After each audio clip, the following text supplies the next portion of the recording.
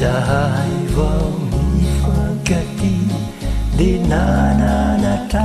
iana milaza fa hoe ny fity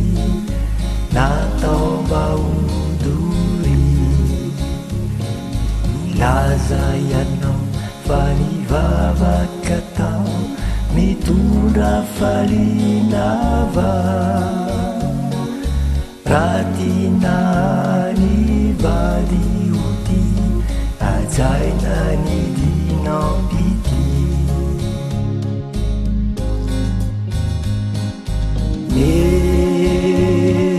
nefa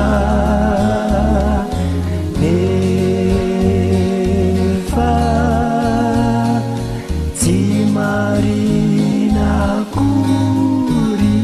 izy reny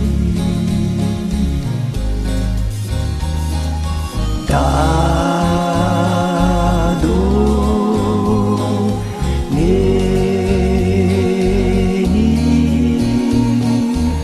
ampizay ka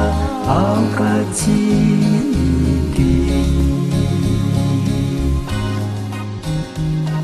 lay olo miray nambabo azy zay mpamitaka mavaky fo olo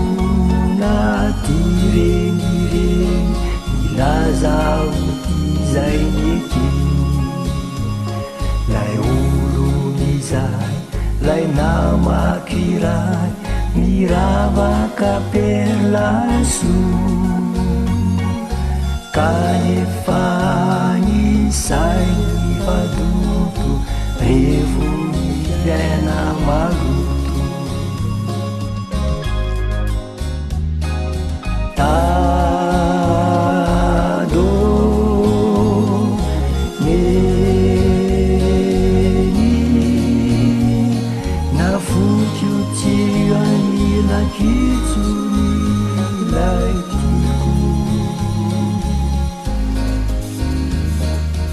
dado neny ampizay ka aoka tsy hiteny lay olo miray nambabo azy zay mpamitaka mavaky fo naty renireny milaza ody zay neky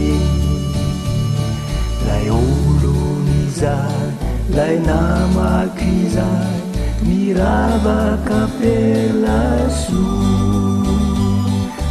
kanefa ny sainy efa doto revo ny fiaina maloto dado neny nafoky o tioany lankitsony lay tiko